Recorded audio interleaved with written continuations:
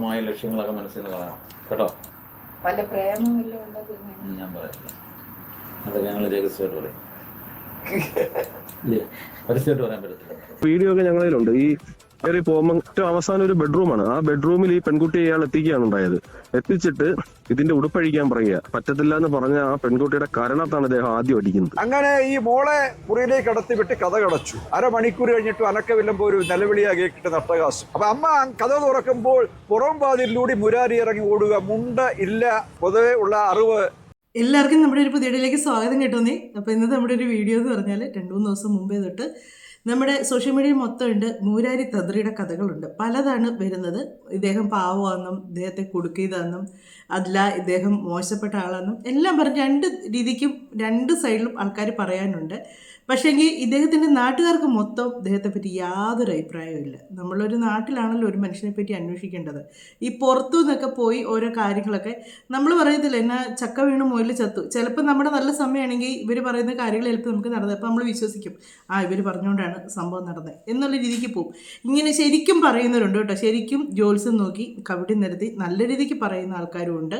ഇതുപോലെ കുറേ ഉടായ്പ പിടിച്ച ആൾക്കാരും ഉണ്ട്. ഇദ്ദേഹത്തിന് ഇതുപോലെ നാട്ടുകാർക്ക് കൂടുതൽ ഇഷ്ടമല്ലാത്തതിൻ്റെ കാര്യം എന്ന് വെച്ചാൽ ഇദ്ദേഹം ആദ്യം ഓട്ടോ ഡ്രൈവറായിരുന്നു. ആ സമയത്ത് ഇദ്ദേഹത്തിന് പാറ്റുകാരായും വിൽക്കലും അങ്ങനെ കുറേ കാര്യങ്ങളൊക്കെ ഇദ്ദേഹത്തിനുണ്ടായിരുന്നു. പിന്നെ അത് കഴിഞ്ഞാണ് ഇദ്ദേഹം ഗൾഫിനെങ്ങാണ്ട് പോയിട്ട് വന്നു കഴിഞ്ഞ് 2 കട കണ്ട് തുടങ്ങി. അത് കഴിഞ്ഞ് ആ സമയത്താണ് നമ്മുടെ അർജുൻ്റെ വിഷയമൊക്കെ വരുന്നത്. അപ്പോൾ അർജുൻ്റെ വിഷയമൊക്കെ ഈ പുള്ളിക്കാരനാണ് പറഞ്ഞത് അർജുൻ ജീവനോടെ ഉണ്ട്, തിരിച്ചു വരും. അതൊക്കെ ഭയങ്കര സോഷ്യൽ മീഡിയ. അങ്ങനെ പുള്ളി പതിയെ തന്ത്രിയായി തുടങ്ങി. അങ്ങനെ തന്ത്രിയായി തുടങ്ങി. പിന്നെ പുള്ളി പേരും ഒക്കെ അങ്ങ് മാറ്റി, വീട്ടുപേരും മാറ്റി, എല്ലാം മാറ്റി. പുള്ളി ശരിക്കും ഒരു ജോത്സ്യനായി അങ്ങ് മാറി. ഒരു ഇല്ലത്തെ ജോത്സ്യനായി അങ്ങ് മാറി. ഇദ്ദേഹത്തിൻ്റെ അമ്മയുണ്ട് വീട്ടിൽ, ഭാര്യയുണ്ട് വീട്ടിൽ എന്ന് പറഞ്ഞു. അവരൊന്നും ഇതൊന്നും കാണിച്ചിട്ടില്ല. അവർ അമ്മയും ഭാര്യയും തന്നെയാണോ എന്ന് പോലും അറിയത്തില്ല. എന്നെയാണെങ്കിലും നല്ല അടിപൊളി ഒരു വീടൊക്കെയാണ് പുള്ളി വെച്ചേക്കുന്നത്. എല്ലാം സെറ്റാക്കി സോഷ്യൽ മീഡിയയിൽ ഇദ്ദേഹത്തിൻ്റെ കുറേ റീൽസും കാര്യങ്ങളൊക്കെ ഇപ്പോൾ ഇറങ്ങുന്നുണ്ട് കേട്ടോ. ഒരു ജോത്സ്യം കിടന്ന് കാണിക്കുന്ന പരിപാടിയൊന്നുമല്ല. ഇങ്ങനെ കിടന്ന് ആ റീൽസിനകത്ത് കിടന്ന് പാട്ടും പാടി എല്ലാം പെണ്ണുങ്ങളെ ഓരോ റൊമാൻറ്റിക് ആയിട്ടുള്ള പാട്ടും കാര്യങ്ങളൊക്കെയാണ് പുള്ളി പാടി ചെയ്യുന്നത്. ഒരു ജോത്സ്യന് പറ്റിയ പാട്ടുകളും കാര്യങ്ങളൊന്നും അല്ല. നമുക്ക് കുറച്ച് ദൈവവിശ്വാസം കാര്യങ്ങളൊക്കെ വേണ്ടി ഇങ്ങനെയുള്ള കാര്യങ്ങൾക്കൊക്കെ ഇറങ്ങുമ്പോഴത്തേക്ക്. അങ്ങനെയാണല്ലോ നമുക്ക് അവരോട് ഒരു ബഹുമാനം തോന്നി അവർ പറയുന്ന കാര്യങ്ങൾ നമ്മൾ വിശ്വസിക്കുകയും കൂടെ ചെയ്യുന്നത്. എന്നെയാണേലും ഇത് കാണിച്ചത് വളരെ മോശപ്പെട്ടൊരു കാര്യമാണ്. പിന്നെ ഇതിൽ എനിക്ക് പറയാനുള്ളൊരു കാര്യമെന്ന് പറഞ്ഞാൽ ആ വീട്ടുകാരും ഒരു പരിധിവരെ തെറ്റുകാരാണ്. കാര്യം എന്താണെന്ന് ചോദിച്ചാൽ ഒരു ഇന്നത്തെ കാലത്ത് നടക്കുന്ന സംഭവങ്ങൾ മുഴുവൻ നമുക്കറിയാം. എല്ലാ കാര്യം കുഞ്ഞു കൊച്ചിനെ പോലും ഒരാടെ കൂടെ നമുക്കൊന്ന് ഇതിനെ സ്കൂളിലോട്ടൊന്ന് വിട്ടേക്ക് എന്ന് പറഞ്ഞ് പോലും നമുക്ക് വിടാൻ പറ്റാത്തൊരു കാലമാണിത്. ആ കാലത്താണ് അദ്ദേഹത്തിൻ്റെ വീട്ടിൽ ചെന്ന് അദ്ദേഹത്തിൻ്റെ റൂമിലേക്ക് ആ കൊച്ചിനെ ഒറ്റയ്ക്ക് കയറ്റി വിടാൻ പോയത്. അത് അവർക്ക് ചിലപ്പോൾ അവരത്രയും ചിന്തിച്ച് കാണുകയില്ല, ഇങ്ങനെ അന്ധമായിട്ട് അവർ വിശ്വസിച്ച് കാണും, അതുകൊണ്ടായിരിക്കാം. പക്ഷേ നമ്മൾ ആരെയും വിശ്വസിക്കാൻ പറ്റത്തില്ല, പ്രത്യേകിച്ച് പ്രായമായ ഒരു പെൺകൊച്ച്. ഒന്നാമത് എന്നാന്ന് ചോദിച്ചാൽ ഇതിനകത്ത് വേറെ ഒരുപാട് കാര്യങ്ങൾ ഇത് വീഡിയോയിലൂടെ കാണിക്കാം. ഇവർ തന്നെ എല്ലാ കാര്യങ്ങളും പറഞ്ഞു കൊടുക്കുന്നുണ്ട്, ഇവരുടെ വീട്ടിലെ കാര്യങ്ങൾ. അങ്ങേരെ അതിബുദ്ധിമാനാണ്. എന്നാണേലും നമുക്ക് ഇങ്ങേരെ പറ്റി ചിലർ പറയുന്നുണ്ട്. പക്ഷേ ഇങ്ങനെ തെറ്റ് ചെയ്തിട്ടില്ലായിരുന്നെങ്കിൽ എന്നതിനാണ് ആ വീട്ടിൽ നിന്ന് ഇറങ്ങി ഓടിയത്? എന്നതിനാണ് ഇങ്ങനെ കുടുംബമുണ്ട് പോലും ഇല്ലായിരുന്നെന്ന് പറയുന്നുണ്ട്. എന്നതിനാണ് അങ്ങനെ ചെയ്തത്? പിന്നെ ഇങ്ങനെ തെറ്റ് ചെയ്തില്ലെങ്കിൽ ആ റൂമിനകത്ത് എങ്ങനെ ബ്ലഡ് വന്നു? ആ കൊച്ചിനെ എന്തിനു ഉപദ്രവിച്ചു? ഇത് ഇങ്ങനെ ഒരുപാട് കാര്യങ്ങളുണ്ട്, വേറെ കുറേ കാര്യങ്ങളുണ്ട്. ഇതിനകത്തോട് നമുക്ക് വീഡിയോ സ്കിപ്പ് ചെയ്യാതെ നിങ്ങൾ കാണുക, എന്നാലേ പറയുന്ന കാര്യങ്ങൾ മൊത്തം മനസ്സിലാകത്തുള്ളൂ. ഓട്ടോടി സമയത്ത് ഇയാൾ വാറ്റി കുപ്പിയാനകത്ത് ഉണ്ടാവും. എപ്പോഴും ഒരു സാധനം കഴിക്കണം പറയുന്നത്. അറബികളെയൊക്കെ പറ്റിച്ച് തിരിച്ചു വന്നിട്ട് ഇവിടെ തന്ത്രി ജ്യോതിഷം മാത്രമല്ല, ഇദ്ദേഹം വലിയ തന്ത്രിയാണെന്നാണ് പറയുന്നത്. വലിയ ബോർഡൊക്കെ വെച്ചിവിടെ ഈ മാപ്പിളപ്പാട്ടുകൾ ഇടുന്നു, അതിനകത്തനുസരിച്ച് ഡാൻസ് ചെയ്യുന്നു, ഇദ്ദേഹത്തിന്റെ പല കോപ്പറങ്ങൾ കാണിക്കുന്നു. മുരാരി ബാബു അത്ര നല്ലവനൊന്നുമല്ല. അദ്ദേഹത്തിന്റെ പൂർവ്വകാല പേര് രാജൻ ബാബു എന്നാണ്. രാജൻ ബാബുവിന്റെ ജീവചരിത്രം അദ്ദേഹം ഒരു കൊച്ചു സ്റ്റേഷനറി കടയിട്ടിരുന്നു. ഒരു മൈക്ക് സെറ്റ് ഉണ്ടായിരുന്നു. ഒരു കൊച്ചു വ്യാപാരിയായിട്ടാണ് തുടക്കം, വീടിനോട് ചേർന്ന്. പെട്ടെന്നൊരു സുപ്രഭാതത്തിൽ ഇയാൾ ജ്യോതിഷയുടെ വേഷം ഇട്ടുകൊണ്ട് വരിക. ഇയാൾ കവിടി പോലും നിരത്തി പഠിച്ച ആളല്ല. അതുപോലെ കൂടുതലും വരുന്ന വിദേശത്ത് നിന്നും മറ്റ് ജില്ലകളിൽ നിന്നുമുള്ളവരാ, പല മതത്തിൽപ്പെട്ടവർ, കൂടുതൽ ഹിന്ദുക്കളല്ലാത്തവരാ. അപ്പോൾ അവർ വരുമ്പോൾ അവരുമായി ചർച്ച നടത്തുന്നു, കൂടുതലും ഈ ബാധ ഒഴിക്കുക, അങ്ങനെയുള്ള കാര്യങ്ങൾ. അങ്ങനെ ഇന്നലെ ഏതാണ്ട് 6-6:30 ഇടയ്ക്ക് വൈകിട്ട് ഒരു പെൺകുട്ടി 16 വയസ്സേ ഉള്ളൂ അമ്മയുമായി ചെല്ലുന്നു. അപ്പോൾ മുരാരി ബാബുവിന് സ്വാഭാവികമായിട്ട് പെൺപിള്ളേർ ചെല്ലുമ്പോൾ ഡയലോഗ് അടിക്കാൻ നിർദ്ദേശമൊക്കെ കൊടുത്തു. പിന്നെ ഈ പെൺകുട്ടികളെ നിർദ്ദേശമൊക്കെ കൊടുത്തു. അപ്പോൾ അങ്ങനെ സംസാരിച്ചതിന് ശേഷം അമ്മയോട് പറഞ്ഞു, അമ്മ ഇവിടെ ഇരിക്കണം, മോളെ പൂജാ വീട്ടിലോട്ട് വിടണം. അപ്പം പറഞ്ഞു, നല്ല ശരി, അമ്മ നിഷ്കളങ്കയായ അമ്മയാണ്. അതാണ് എനിക്ക് മനസ്സിലാകാത്തത്. ഈ അമ്മ എന്നാ നിഷ്കളങ്ക എന്നാണ് പറയുന്നത്. ഒരു പെൺകൊച്ചിനെ 16 വയസ്സ് വരെ വളർത്തിക്കൊണ്ട് വന്നിട്ട് അതിനെ നമ്മൾ അത്രയും കാത്തു പരിപാലിച്ച് കൊണ്ടുവന്നേച്ച് ഒരു കഴുകൻ്റെ കയ്യിലോട്ട് ഇട്ട് കൊടുക്കുന്ന പോലെ ആയിപ്പോയില്ലേ ഇനി? ആ കൊച്ചിന് എന്തോ ദൈവാനുഗ്രഹം ഉള്ളതുകൊണ്ട് മാത്രമാണ് ആ കൊച്ച് രക്ഷപ്പെട്ട അവൻ്റെ കയ്യിൽ നിന്ന്. ഇല്ലായിരുന്നെങ്കിലോ ഒന്ന് ഓർത്ത് നോക്കിയാൽ പിറ്റേ ദിവസം കേൾക്കുന്ന വാർത്ത എന്നതായിരിക്കും, അല്ലെങ്കിൽ അന്ന് തന്നെ കേൾക്കുന്ന വാർത്ത എന്നതായിരിക്കും. ആ കൊച്ച് അത്രയും അങ്ങേർക്ക് അത്രയും എതിർത്ത് നിന്നുകൊണ്ടാണ് അത് രക്ഷപ്പെട്ടു വന്നത്. നിഷ്കളങ്കമായതൊന്നും നമുക്ക് പറയാൻ പറ്റത്തില്ല. കാര്യം ഈ സമൂഹം നടക്കുന്ന കാര്യങ്ങൾ മൊത്തം ആ അമ്മ പറയുന്ന കുറേ കാര്യങ്ങളുണ്ട്. അവരുടെ സംസാരം കേൾക്കുമ്പോൾ അറിയാം. പിന്നെ അവർ പൊട്ടിയാന്ന് എനിക്ക് തോന്നിയിട്ടുണ്ട്. വെച്ചാൽ ഒരു വിവരക്കേട് കാണിച്ചു, അതാണ് നമുക്ക് പറയാൻ പറ്റുന്നത്. വിവരമില്ലായ്മ കാണിച്ചു, അതാണ്. അങ്ങനെ ഈ മോളെ മുറിയിലേക്ക് കടത്തിവിട്ട് കഥ കടച്ചു. അരമണിക്കൂർ കഴിഞ്ഞിട്ട് അനക്കവിലപ്പോൾ ഒരു നിലവിളിയാക്കി നടത്തകാശം. അപ്പൊ അമ്മ കഥ തുറക്കുമ്പോൾ പുറം വാതിലൂടെ മുരാരി ഇറങ്ങി ഓടുക. മുണ്ട ഇല്ല, പൊതുവെ ഉള്ള അറിവ് അദ്ദേഹത്തിന് വസ്ത്രമില്ലായിരുന്നു. അപ്പൊ അങ്ങനെ പുറമെ ഇറങ്ങി ഓടി അയലോക്കത്തെ വീട്ടിൽ ഓടി കയറിയതുകൊണ്ട് മാത്രമാണ് ഇത് പുറലോകം അറിഞ്ഞത്. ആ വീട്ടുകാർ പോലീസിനെ അറിയിച്ചതുകൊണ്ടാണ് ഈ വിവരം അറിയുന്നത്. ഇത്തരം സംഭവങ്ങൾ നിരന്തരമായിട്ട് ഈ ഭാഗത്ത് ഇദ്ദേഹം വലിയൊരു ഫ്രാഡാണ്. പല വിഷയം ഇദ്ദേഹം പരമ്പരാഗത ജ്യോതിഷ കാര്യങ്ങളൊന്നും അല്ല. ഈ മുരാരി എന്ന് പറയുന്ന ആൾ ഇവിടെ ഒരു ആട്ടോറിക്ഷ തൊഴിലാളിയായിട്ട് ജീവിച്ച ഒരാളാണ്. ഒരു സുപ്രഭാതത്തിൽ എത്തി, അതുപോലെ തന്നെ ചാരായം വാറ്റും ഇങ്ങനെ വാറ്റും പ്രശ്നമായി കേസായി. അതുപോലെ തന്നെ അന്ന് തന്നെ ആട്ടോറിക്ഷ ഓടിക്കുന്ന സമയത്തും പല സ്ത്രീപീഡന കേസുണ്ടായി. നാട്ടുകാരെല്ലാം കൈവക്കി ഒരുപാട് അടിയൊക്കെ കൊണ്ട് ഇദ്ദേഹം കുറേ നാൾ ഒളിവിലായിരുന്നു. അതിനുശേഷം ഏതോ വിദേശ രാജ്യങ്ങളൊക്കെ പോയിട്ട് അറബികളെയൊക്കെ പറ്റിച്ച് തിരിച്ചു വന്നിട്ട് ഇവിടെ തന്ത്രി ജ്യോതിഷം മാത്രമല്ല ഇദ്ദേഹം വലിയ തന്ത്രിയാണെന്നാണ് പറയുന്നത്. വലിയ ബോർഡൊക്കെ വെച്ച് ഇവിടെ പ്രവർത്തനം ആരംഭിക്കുകയും സോഷ്യൽ മീഡിയ വഴി അതുപോലെ തന്നെ ഒരുപാട് പൂജകൾ ഈ നമ്മുടെ തന്ത്രശാസ്ത്രങ്ങളിലൊന്നും പറയാത്ത തരം പൂജകളൊക്കെയാണ് ഇദ്ദേഹം പറയുന്നത്. ഇതെല്ലാം സോഷ്യൽ മീഡിയ ആയിട്ട് വലിയ പ്രചരണമാണ്. ഇതൊക്കെ കണ്ട് ലക്ഷങ്ങൾ പറഞ്ഞാണ് ആളുകൾ ഇത്തരം അന്ധവിശ്വാസത്തിൽപ്പെട്ട് ഇദ്ദേഹത്തെ കൊണ്ട് പൂജ ചെയ്യുന്നത്. ഇതൊക്കെ അത് ശരിയാണ് കേട്ടോ. കുറേ പേരുണ്ട് ഈ ഇങ്ങനെയുള്ള പൂജയും കാര്യങ്ങളൊക്കെ ചെയ്തിട്ട് ലക്ഷങ്ങൾ മുടക്കുന്നവരുണ്ട്.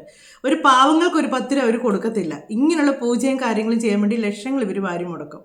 ഇതൊക്കെ കണ്ടിട്ട് അബദ്ധം പറ്റിയാണ് പലരും ഇദ്ദേഹത്തെ ഈ ജ്യോതിഷനെ സമീപിക്കുന്നത്. വാറ്റുകാരൻ തന്ത്രിയായി ഓട്ടോടി സമയത്ത് ഇയാൾ വാറ്റി കുപ്പിയാനകത്ത് ഉണ്ടാവും. എപ്പോഴും ഒരു സാധനം കഴിക്കണം പറയുന്നത്. ഇത് നാട്ടുകാർക്ക് സപ്ലൈ ചെയ്ത് ആവശ്യമുള്ള സപ്ലൈ ചെയ്ത് കാശ് ഉണ്ടാക്കിയിരുന്നു. ഇയാൾ യൂട്യൂബറാണ് മനസ്സിലാക്കാൻ. എനിക്ക് ഇയാൾ യൂട്യൂബിൽ ഞാൻ കണ്ടില്ലെങ്കിൽ കണ്ണൂർ പറയുന്നത് ഇദ്ദേഹം ഈ മാപ്പിളപ്പാട്ടുകൾ ഇടുന്നു, അതിനകത്തനുസരിച്ച് ഡാൻസ് ചെയ്യുന്നു, ഇദ്ദേഹത്തിന് പല കോപ്പറങ്ങൾ കാണിക്കുന്നു. ഇപ്പോൾ നമുക്കറിയാം യൂട്യൂബിൽ പലപ്പോഴും നെഗറ്റീവിനാണ് കൂടുതൽ ആൾക്കാരുള്ളത്. അത് കാണാനും ശ്രദ്ധിക്കാനും കമന്റ് ഇടാനും. അപ്പോൾ എന്താണ് അതിന് റീച്ച് കൂടുതൽ കിട്ടുന്നത്. 100% തട്ടിപ്പുകാരനാണ് എന്നാണ് മനസ്സിലാക്കാൻ സാധിക്കും. നിരവധി കേസുകൾ വന്നിട്ടുണ്ട്. നേരെ പേരിടുന്നത് ഭഗവാന്റെ പേരാണ് മുരാരി പേരായിട്ടിരിക്കുന്നത്. മുരാരി തന്ത്രികൾ വീട്ടുപേര് മാറ്റി വീട്ടുപേര് പിന്നെ വെള്ളിക്കാലം ഇപ്പോൾ വെള്ളിക്കാലം ഇല്ലമാക്കി മാറ്റി. കാരണം വെള്ളിക്കല ഇല്ലൊക്കെ ആക്കി മാറ്റി. പക്ഷെ ഭയങ്കര ഒരു വീടൊക്കെയാണ് കേട്ടോ പുള്ളി വെച്ചേക്കുന്നത്.